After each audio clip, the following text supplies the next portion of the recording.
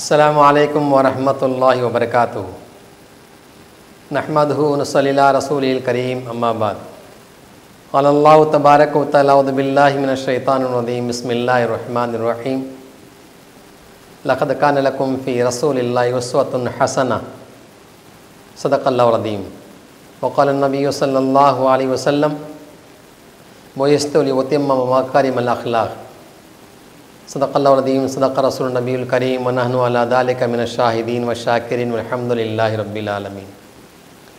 అనంత కరుణామయుడు అపార కృపాశీలుడు అయిన అల్లాహ్ తబారక వ తఆలా నామాన్ని స్మరించుకుంటూ ఈరోజు మనము ఎంతో ఘనంగా ప్రవక్త ముహమ్మద్ ముస్తఫా సల్లల్లాహు అలైహి వసల్లం గారి జన్మదిన వేడుకలని జరుపుకుంటున్నాము. ఈ యొక్క వేడుకలని ప్రజల వద్దకు చేరవేసేందుకు సాస్ టీవీ వాళ్ళు చేస్తున్నటువంటి కృషి అమోఘము, హర్షించదగినది. ఎందుకంటే మానవ మహోపకారి, కారుణ్యమూర్తి, చిట్ట చివరి ప్రవక్త, యావత్ విశ్వానికి మార్గదర్శి ముహమ్మద్ ముస్తఫా సల్లల్లాహు అలైహి వసల్లం గారి యొక్క జీవితం గురించి, ఆయన యొక్క గుణగుణాల గురించి ప్రపంచాన్ని తెలియపరచడానికి చేస్తున్నటువంటి ఈ యొక్క కార్యక్రమము చాలా సంతోషకరమైనది. సోదరులారా, మీలాదున్ నబీ అనే ఒక పేరుతో మనమందరము ఈ రోజును చాలా గుర్తుంచుకుంటున్నాము. మీలాద్ అనేది ఒక పదము, ఇది అరబీ పదము. దీని అర్థం ఏమిటంటే జననము అని. ప్రవక్త సల్లల్లాహు అలైహి వసల్లం గారు జన్మించిన దినాన్ని మీలాదున్ నబీ అంటారనమాట. ఎలాగైతే ప్రతి ఒక్క ధర్మములో నెలకి మాసాలు కొన్ని పేర్లు ఉంటాయో, అలాగే ఇస్లాంలో కూడా ఈ యొక్క 3వ మాసము దీన్ని రబీయుల్ అవ్వల్ అంటారు. రబీయుల్ అవ్వల్ మాసము 12వ తేదీ సోమవారం ఉదయాన్నే ఒక్కసారిగా అబ్దుల్ ముత్తలిబ్ ఇంట్లో ఒక మహిళ పరిగెత్తుకొని వచ్చి, అబ్దుల్ ముత్తలిబ్ మీకు మనమడు పుట్టాడు అని ఒక శుభవార్త చెప్పి వెళ్ళిపోయినది. ఆ యొక్క శుభవార్త వినగానే అబ్దుల్ ముత్తలిబ్ మురిసిపోయి తన కుమారుడు అబ్దుల్లా మరియు కోడలు ఆమినాకి పండంటి మగబిడ్డ పుట్టాడని చెప్పి 1000 కన్నులతో ప్రవక్త సల్లల్లాహు అలైహి వసల్లం గారిని చూడడానికి రావడం జరిగినది. ప్రవక్త సల్లల్లాహు అలైహి వసల్లం గారిని చూసి మురిసిపోయి ఆ యొక్క అందాల బాలచంద్రుడిని తన వడిలోకి తీసుకొని, ప్రవక్త సల్లల్లాహు అలైహి వసల్లం గారు తన తల్లి వడిలో అనిర్వచనీయమైన కాంతులతో వెలిగిపోతున్నటువంటి ఆ యొక్క అందాల బాలచంద్రుడికి ఏ పేరు పెడతారు అని చెప్పి అక్కడ ఉన్నటువంటి వాళ్ళు గుసగుసలాడుతున్న సందర్భంలో అబ్దుల్ ముత్తలిబ్ ప్రవక్త సల్లల్లాహు అలైహి వసల్లం గారి యొక్క తాత ఏం చెప్పారంటే, నా మనవడికి నేను మొహమ్మద్ అని పేరు పెడతానని చెప్పారు. మొహమ్మద్ అంటే అర్థం ఏమిటి? మొహమ్మద్ అంటే ప్రశంసనీయుడు. భూమిపైనే కాదు దివిపైన కూడా నా యొక్క మనవడి పేరు వెలిగిపోవాలని చెప్పి ఒక ఉద్దేశంతో ప్రవక్త గారికి మొహమ్మద్ని నామకరణం చేయడం జరిగినది. సోదరులారా, ఎప్పుడైతే మొహమ్మద్ అని పేరు అరబ్ ద్వీపకల్పంలో పెట్టడం జరిగిందో అప్పటి వరకు ఆ పేరుకు ఎవరికి తెలియదు. కానీ ప్రవక్త సల్లల్లాహు అలైహి వసల్లం గారు ఈ ప్రపంచం వేడి 1500 సంవత్సరాలు అవుతుంది. ఇప్పటికి కూడా ప్రపంచవ్యాప్తంగా ప్రవక్త ముహమ్మద్ సల్లల్లాహు అలైహి వసల్లం గారి యొక్క పేరును స్మరించుకోని గడి అంటూ లేదు. ప్రతి గడియలో ప్రవక్త సల్లల్లాహు అలైహి వసల్లం గారిని స్మరించుకుంటారు. యావత్ ప్రపంచంలో ముస్లిం సోదరులు 5 పూటలు నమాజ్ చదువుతారు. నమాజ్కు ముందు ఏదైతే అజాన్ పలుకులు ఇస్తారో ఆ అజాన్ పలుకుల్లో కూడా అష్హదు అన్న ముహమ్మదన్ అబ్దుహు వ రసూలు, అష్హదు అన్ లా ఇలాహ ఇల్లల్లాహ్ వ అష్హదు అన్న ముహమ్మదన్ అబ్దుహు వ రసూలు. అలాగే నమాజులు ఏదైతే అత్తహియాత్ చదువుతారో దానిలో కూడా అత్తహియాత్లో అష్హదు అన్ లా ఇలాహ ఇల్లల్లాహ్ వ అష్హదు అన్న ముహమ్మదన్ రసూలు, ముహమ్మదన్ అబ్దుహు రసూల్ చదువుతారనమాట. కాబట్టి ప్రతి ఘడియలో ప్రతి ఒక్క ప్రార్థనలో ముస్లిం సోదరులు ప్రవక్త సల్లల్లాహు అలైహి వసల్లం గారిపై శాంతి కురవాలని ప్రార్థిస్తూ ఉంటారు అల్లాహ్ తబారక వ తఆలా దగ్గర. సోదరులారా, పెరుగు తగ్గట్టే ఆయన ప్రశంసనీయుడు అనేదానికి ఎన్నో ఉదాహరణలు ఉన్నాయి. ప్రవక్త సల్లల్లాహు అలైహి వసల్లం గారు ప్రవక్తగా బాధ్యతలు చేపట్టిన తర్వాత నుంచి ఆ యొక్క అల్లాహ్ ఆదేశాలను, ఆ యొక్క అల్లాహ్ సందేశాలను ప్రజల వద్దకు చేరవేయడానికి ఆయన చేసినటువంటి కృషి అపూర్వము. కేవలం 23 సంవత్సరాల వ్యవధిలోనే అరబ్ సామ్రాజ్యాన్ని సమూలంగా మార్చివేశారు. ప్రవక్త సల్లల్లాహు అలైహి వసల్లం గారు రాకముందు అరబ్బులు ఎంత హీనంగా జీవనం గడిపేవారంటే చిన్న చిన్న మాటలపై తగాదాలు, కత్తులు దువ్వేవారు. మరియు ఆడపిల్ల పుట్టడం వాళ్ళు సహించేవారు కాదు. పురిట్లో పుట్టినటువంటి ఆడపిల్లను తీసుకుపోయి అలాగే తమ చేతులతో పూడ్చిపెట్టేవారు. అలాంటి హీనమైన పరిస్థితులు జీవనం గడుపుతున్న వ్యక్తులపై ప్రవక్త సల్లల్లాహు అలైహి వసల్లం గారిని ప్రవక్తగా పంపించడం జరిగినది.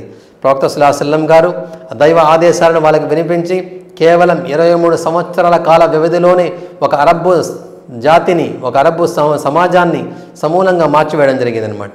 ప్రవక్త సల్లల్లాహు అలైహి వసల్లం గారు మానవ మహోపకారి. ప్రవక్త సల్లల్లాహు అలైహి వసల్లం గారు యావత్ ప్రపంచానికి మార్గదర్శి.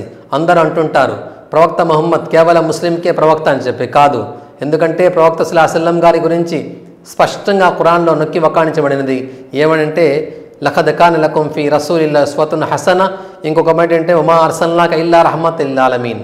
ఓ ప్రవక్త, నేను మిమ్మల్ని యావత్తు విశ్వానికి ఒక కారుణ్యమూర్తిగా పంపించడం జరిగిందని చెప్పడం జరిగింది. ప్రవక్త సల్లల్లాహు అలైహి వసల్లం గారి యొక్క బోధనలు కేవలం ముస్లిం జాతికే కాదు, ప్రవక్త సల్లల్లాహు అలైహి వసల్లం యొక్క బోధనలు యావత్ విశ్వానికి నిదర్శనము. ప్రవక్త సల్లల్లాహు అలైహి వసల్లం గారు వట్టి బోధన ద్వారా కాదు, ఒక ఆచరణ చూపించారనమాట. ఎవరైతే ప్రవక్త సల్లల్లాహు అలైహి వసల్లం గారి యొక్క ఆచరణని అమలు చేస్తారో అతనికి ఇహపరలోకాల సాఫల్యం దొరుకుతుంది అని చెప్పి పుస్తకంలో రాయబడింది. కాబట్టి మనమందరము యావత్ ప్రపంచంలో ఉన్నటువంటి సోదరులందరూ ప్రవక్త సల్లల్లాహు అలైహి వసల్లం గారి యొక్క జన్మదినాన్ని ఎంతో ఘనంగా జరుపుకుంటున్నామంటే దానికి కారణము ప్రవక్త సల్లల్లాహు అలైహి వసల్లం గారి యొక్క చూపించినటువంటి నడవడిక. ప్రవక్త సల్లల్లాహు అలైహి వసల్లం గారి నడవడిక, ఆయన యొక్క గుణగుణాలు. ప్రవక్త సల్లల్లాహు అలైహి వసల్లం గారు ఏమి చూపించారంటే కత్తితో సాధించలేనిది కరుణతో సాధించవచ్చు అని చెప్పి ప్రవక్త సల్లల్లాహు అలైహి వసల్లం గారి యొక్క తన సుగుణాలతో మనసుల యొక్క కఠినంగా వ్యవహరిస్తున్నటువంటి మనుషుల యొక్క మనసుల్ని మార్చివేయడం జరిగిందనమాట. ప్రవక్త సల్లల్లాహు అలైహి వసల్లం గారు మక్కా నగరంలో జన్మించి అక్కడ సుమారు 53 సంవత్సరాల వరకు జీవనం గడిపారు. దాని తర్వాత ఎన్నో కష్టాలు ఎదుర్కొంటున్న సందర్భంలో ఆ దైవ ఆజ్ఞతో మక్కా వదిలి మదీనా నగరానికి వలస వెళ్ళడం జరిగిందనమాట. ప్రవక్త సల్లల్లాహు అలైహి వసల్లం గారు మక్కా నగరంలో ఉన్న సమయంలో బాల్యంలో కానివ్వండి, యవ్వనంలో కానివ్వండి, ప్రతి ఒక్క సందర్భంలో ఆయన యొక్క ఆచరణ యావత్ ప్రపంచానికి నిదర్శనంగా నిలిచింది. ఉదాహరణకి ప్రవక్త సల్లల్లాహు అలైహి వసల్లం గారు చూపించినటువంటి కరుణ ఎలాంటిది. ప్రవక్త సల్లల్లాహు అలైహి వసల్లం గారి దగ్గర మానవులే కాదు జంతువులు కూడా ఎంతో ప్రేమతో మాట్లాడేవి. ఒకానొక సందర్భంలో ప్రవక్త సల్లల్లాహు అలైహి వసల్లం గారి యొక్క అనుచరులు ఒక అడవిలోకి వెళితే ఆ అడవిలో ఒక జింక యొక్క చిన్న బిడ్డలని ఆ యొక్క అనుచరులు పట్టుకొని వచ్చేస్తే వెంటనే ఆ యొక్క జింక ప్రవక్త సల్లల్లాహు అలైహి వసల్లం గారి దగ్గరికి వచ్చి విన్నవించుకోవడం జరిగింది. మీ యొక్క అనుచరులు సహచరులు నా బిడ్డలు తీసుకొచ్చేశారు, మీరు కానీ కరుణ చూపిస్తే తీసుకువెళ్తానని చెప్పి. అప్పుడు ప్రవక్త సల్లల్లాహు అలైహి వసల్లం ఏం చేశారు, ఎవరైతే సహాబీ అని అనుచుంటారో వాళ్ళని పిలిపించి ఈ విధంగా చేయడం మంచిది అని చెప్పి విడిపించడం జరిగిందనమాట. అంటే ప్రవక్త సల్లల్లాహు అలైహి వసల్లం గారి గురించి ఖురాన్లో ఏమని చెప్పారు, వమా అర్సల్నాక ఇల్లా రహ్మతల్ లిల్ ఆలమీన్. అంటే ఓ ప్రవక్త, మిమ్మల్ని మేము యావత్ విశ్వానికి కారుణమూర్తిగా పంపించడం జరిగినది. ఈ కరుణ ఎలాంటిదంటే ప్రవక్త సల్లల్లాహు అలైహి వసల్లం 100కి 100 పాళ్ళు ప్రజల వైపు ఎంత కరుణ చూపించారంటే ఆ కరుణ ద్వారా యావత్తు సమాజం మారిపోవడానికి కారణమైంది.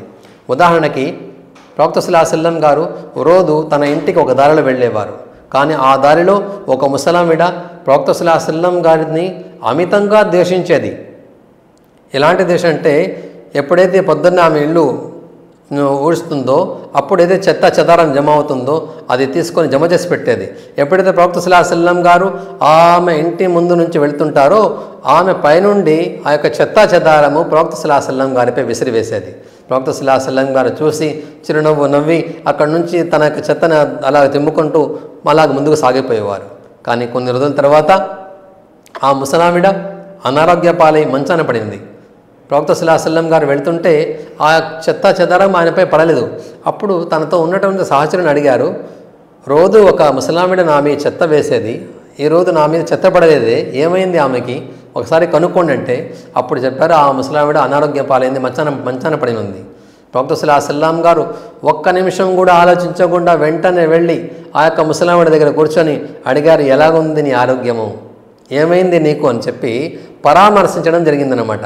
ఆ పరామర్శించడాన్ని చూసి ఆ యొక్క మహిళ ఎంతగా సిగ్గుపడిందంటే ఈ వ్యక్తి గురించైనా నేను చెడుగా ఆలోచించింది, ఈ వ్యక్తి గురించైనా నేను చెడుగా ప్రవర్తించింది, నేను అనారోగ్యం పడిపోతే నా చుట్టాలు కూడా నన్ను పలంకరించలేదు, ఎవరో పరాయి వ్యక్తి, ఇతని గురించి నేను ఎంత ద్వేషించానో అంత ప్రేమ నా మీద చూపిస్తున్నాడని చెప్పి వెంటనే ప్రవక్త సల్లల్లాహు అలైహి వసల్లం గారి చేతులు పెట్టుకొని క్షమాపణ కోరుకొని, నన్ను క్షమించవయ్యా, నిన్ను అర్థం చేసుకోలేక నేను నీతో ఇలా తప్పుగా ప్రవర్తించాను, నన్ను క్షమించి వేసి అని చెప్పి ప్రవక్త సల్లల్లాహు అలైహి వసల్లం క్షమాపణ కోరుకొని వెంటనే ఇస్లాం ధర్మం ఏదైతే యావత్తు ప్రజల కోసం పంపించబడిందో ఆ యొక్క ధర్మాన్ని తెలుసుకొని ఆమె స్వీకరించి ఒక మంచి అడుగుజాడలు నడుచుకుంటూ జీవనం గడిపింది.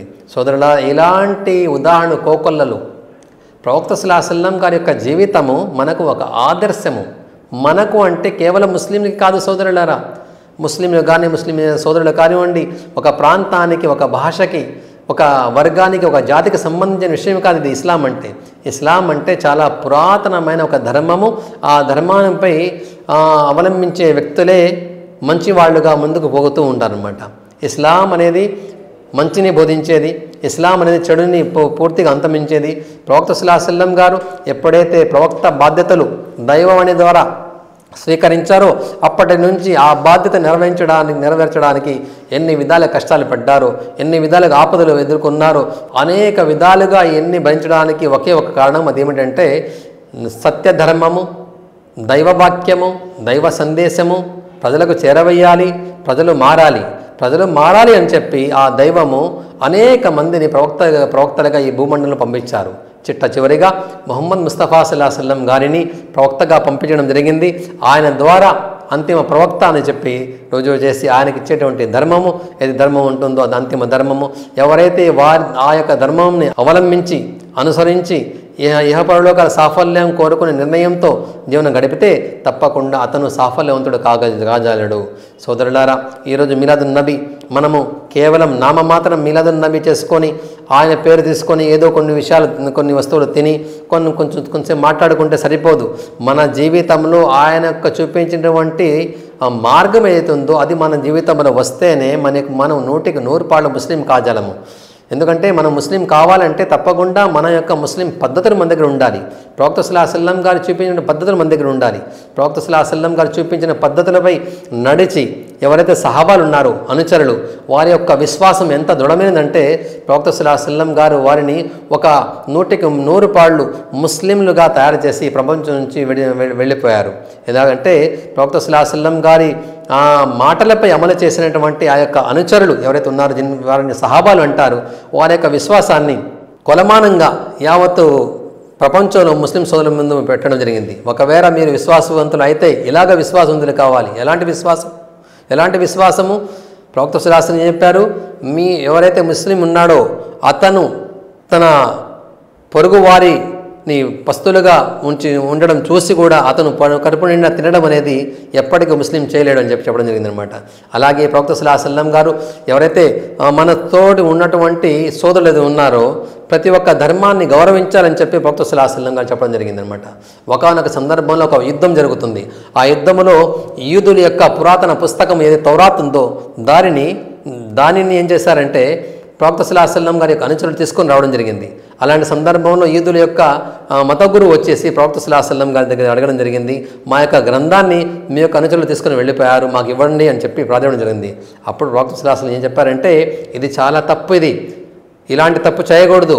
ఇతరుల యొక్క గ్రంథాలను గౌరవించండి, ఇతరుల యొక్క ధర్మాన్ని గౌరవించండి, ఇతరుల యొక్క గ్రంథాలని గౌరవించండి, ధర్మాన్ని గౌరవించండి, ముస్లిం సోదరుని గౌరవించండి, వారి యొక్క హక్కులని కాలరాయకండి, వాళ్ళని గౌరవించి ముందుకు ఒక సోదర భావంతో ముందుకు వెళ్ళండి అని చెప్పి ప్రవక్త సల్లల్లాహు అలైహి వసల్లం గారు చెప్పడం జరిగింది. ఇంకొక హదీసులో ప్రవక్త సల్లల్లాహు అలైహి వసల్లం ఏం చెప్పారంటే, ఒక దగ్గర ఇస్లామీయ రాజ్యం ఉంది అనుకోండి, ఆ ఇస్లామీయ రాజ్యంలో ముస్లిం సోదరులకు ఏదైనా కష్టం కలిగితే గుర్తుంచుకోండి, నేను ఆ ముస్లిమేతర సోదరుని పక్కన నిలబడి అల్లాహ్ దగ్గర నేను అడుగుతానని చెప్పడం జరిగిందనమాట. దీన్ని బట్టి మనకు అర్థమవుతుంది ప్రవక్త సల్లల్లాహు అలైహి వసల్లం గారు యావత్ ప్రజల కొరకు ఒక కారుణ్యమూర్తి. ప్రతి ఒక్క వారి హక్కుని చెల్లించండి అని చెప్పి ప్రవక్త సల్లల్లాహు అలైహి వసల్లం గారు చెప్పడం జరిగింది తమ యొక్క సహచరులకి. ప్రవక్త సల్లల్లాహు అలైహి వసల్లం ఏం చెప్పారు, మీ దగ్గర పనిచేసేటువంటి కూలి వాని యొక్క చెమట చుక్క ఎండిపోక ముందే అతని యొక్క ప్రతిఫలాన్ని మీరు ఇవ్వండి అని చెప్పి ప్రవక్త సల్లల్లాహు అలైహి వసల్లం కార్మికుల హక్కును గుర్తు చేశాడు. అలాగే ఎప్పుడైతే ప్రవక్త సల్లల్లాహు అలైహి వసల్లం గారు ప్రవక్త పద్ధతి చేపట్టారో ఆ సందర్భంలో మక్కాలో ఆడపిల్లలని ఎంతో చులకనగా చూసేవారు అనమాట. ఆడపిల్ల పుడితే వారు ఎంతో దాన్ని సిగ్గుచెడుగా భావించారనమాట. అలాంటి సందర్భంలో ఆడపిల్లలకి ఆడవారికి ఎంత ప్రాధాన్యత ఇచ్చారంటే ప్రవక్త సల్లల్లాహు అలైహి వసల్లం గారు, మీరు అనుకుంటున్నారు ఆడవాళ్ళు అంటే చులకనగా చూస్తుంటారు, గుర్తుపెట్టుకోండి, ఒక ఆడ మనిషి ఒక తల్లి అవుతుంది. ఆ తల్లిని మీరు గౌరవించండి. తల్లి పాదాల కింద స్వర్గం ఉన్నది అని చెప్పి ప్రవక్త సల్లల్లాహు అలైహి వసల్లం గారు ఆడ మనిషి యొక్క ప్రాధాన్యత ఎంత అలాగే ఆకాశానికి ఎత్తారనమాట. అలాగే ఒక ఆడపిల్ల ఒక చెల్లి అవుతుంది. ఎంతో ఆప్యాయతగా మీతో మాట్లాడే ఉంటే మీకు చెల్లి అవుతుంది. చెల్లితో మీరు మంచిగా మెలగండి. ఎందుకంటే రేపు ప్రళయ దినం నాడు ఎవరైతే చెల్లితో తన తోటి చెల్లితో మంచిగా ప్రవర్తిస్తాడో అతనికి అల్లాహ్ తబారక వ తఆలా పుణ్య ప్రసాదిస్తాడని చెప్పి ప్రవక్త సల్లల్లాహు అలైహి వసల్లం చెప్పడం జరిగింది. అలాగే ప్రవక్త సల్లల్లాహు ఏం చెప్పారంటే ఒక ఆడపిల్ల ఒక కూతురు అవుతుంది. ఎవరైతే తన కూతురిని పెంచి పోషించి ఒక మంచి సుగుణాలు నేర్పించి ఒక మంచి మర్యాదపూర్వక జీవితాన్ని ఆమెకిచ్చి ఒక మంచి వరుడికిచ్చి పెళ్లి చేస్తే ప్రవక్త సల్లల్లాహు అలైహి వసల్లం చెప్పారు అతను స్వర్గానికి వెళ్తాడని చెప్పడం జరిగిందనమాట. ప్రవక్త సల్లల్లాహు అలైహి వసల్లం చెప్పారు, ఒకవేళ మీకు 3 ఆడపిల్లలు ఉంటే ఆ 3ని మీరు మంచిగా చూస్తే తప్పకుండా మీరు స్వర్గానికి వెళ్తారన్నమాట. అప్పుడు దగ్గర ఉన్నటువంటి సహచరులు ఏమడిగారంటే, ప్రవక్త గారు నాకు 3 లేరు, 2 ఉన్నారు, 2 ఆడపిల్లని పెంచి పోషించి మంచిగా చూస్తే స్వర్గానికి వెళ్తానా అంటే తప్పకుండా వెళ్తామని చెప్పారు. ఇంకొకరు ఏం చెప్పారంటే నాకు 2 లేరు, ఒక అమ్మాయి ఉంది, అప్పుడు ఏం చేయాలంటే ఒక అమ్మాయి ఉన్నా కానీ ఆ అమ్మాయిని పెంచి పోషించి మంచి మర్యాదలతో కూడిన జీవితాన్ని చూపించి ఆమెకి పెళ్లి చేస్తే తప్పకుండా స్వర్గానికి వెళ్తామని చెప్పి చెప్పడం జరిగింది. ఏ పరిస్థితుల్లోనైతే ఆడవారిని ఎంతో చులకనగా చూస్తున్నారు, మాటికి చంపివేయడము, పూడ్చిపెట్టి వేయడం చిన్నపిల్లల్ని, అలాంటి సందర్భంలో ప్రవక్త సల్లల్లాహు అలైహి వసల్లం గారు ఆడవారికి ఎంతో ప్రాధాన్యత ఇవ్వడం జరిగిందనమాట. అలాగే ప్రవక్త సల్లల్లాహు ఏం చెప్పారు, ఒక ఆడపిల్ల ఒక భార్యగా ఉంటుందన్నమాట. భార్య అంటే మీ యొక్క జీవితాన్ని మార్చేటువంటి ఒక అమూల్యమైన ఒక అవకాశము. ప్రవక్త గారు ఏం చెప్పారు, ఎవరైతే తమ భార్యతో మంచిగా ఉంటారో అతనే ఉత్తముడు అని చెప్పి ప్రవక్త సల్లల్లాహు అలైహి వసల్లం గారు చెప్పడం జరిగింది. ఇలాగా మానవులకు సంబంధించినటువంటి అనేక హక్కులు ఏదైతే ఉంటాయో జన్మించిన దగ్గర నుంచి మరణించేంత వరకు ఏదైతే అవసరాలు ఉంటాయో ప్రతి ఒక్క అవసరములో ప్రవక్త సల్లల్లాహు అలైహి వసల్లం గారు దారి చూపించారు. కాబట్టి సోదరులారా, ప్రవక్త సల్లల్లాహు అలైహి వసల్లం గారి జీవితము ఎలాంటిది, ప్రవక్త సల్లల్లాహు అలైహి వసల్లం గారి జీవితం గురించి మాకు చెప్పండి అని చెప్పి ప్రవక్త సల్లల్లాహు అలైహి వసల్లం గారి నుంచి తెలుసుకోవడానికి ఆయన పరపదించిన తర్వాత కొంతమంది సహాబీలు అని అనుచరులు ప్రవక్త సల్లల్లాహు అలైహి వసల్లం గారి యొక్క సతీమణి తల్లి ఆయిషా రదియల్లాహు తఆలా అన్హా దగ్గరికి వచ్చారనమాట. అడిగారు, ప్రవక్త గారి యొక్క సుగుణాల గురించి చెప్పండి అమ్మ అంటే ఆమె ఏమి చెప్పారంటే కాన ఖుల్ఖు అల్ ఖురాన్, అంటే మీరు ఖురాన్ చదవరా, ఖురానే మొత్తం ఆయన సుగుణాలు. ఒక నడిచే ఖురాన్ని మీరు చూడాలంటే ప్రవక్త గారిని చూడండి, ఒక నడిచే ఖురాన్ని మీరు చూడాలి అంటే ప్రవక్త గారిని చూడండి. ప్రవక్త గారి అలవాట్లు, ప్రవక్త గారి యొక్క మాటలు, ప్రవక్త గారి యొక్క ఆచరణ అనేది సాక్షాత్తు ఖురాన్ అని చెప్పడం జరిగింది అనమాట. కాబట్టి సోదరులారా, మనమందరము ఇస్లాం ధర్మాన్ని అవలంబిస్తున్నాము. తప్పకుండా మనం ప్రవక్త సల్లల్లాహు అలైహి వసల్లం గారి యొక్క జీవన విధానాన్ని తెలుసుకొని ఆ జీవన విధానం అమలు చేస్తే ఇహ పరలోకంలో సాఫల్యం దొరుకుతుందని చెప్పి చాలా కొద్దిపాటి సమయంలో ప్రవక్త గారి జీవితం చెప్పడం చాలా కష్టతరము. కాబట్టి ఈరోజు ఎవరైతే శాస్త్రి చూస్తున్నారో వాళ్ళందరికీ హృదయపూర్వకంగా మీలాదున్ నబీ జన్మ శుభాకాంక్షలు. ప్రతి ఒక్కరూ సోదర భావంతో వెలగాలి, ఐక్యమత్యతో వెలగాలి. మనమందరము సోదరులము. మన భారతదేశ భవిష్యత్తు మన చేతుల్లోనే ఉంది. మన ఐక్యమత్యంతో ముందుకు వెళితే, సోదర భావంతో ముందుకు వెళితే మన దేశం ఎంతో పురోగతి చెందుతుంది ఆశిస్తూ సెలవు తీసుకుంటున్నాను. అస్సలాము అలైకుం వరహమతుల్లాహి వబరకాతుహు. ముష్తాక్ మదనీ.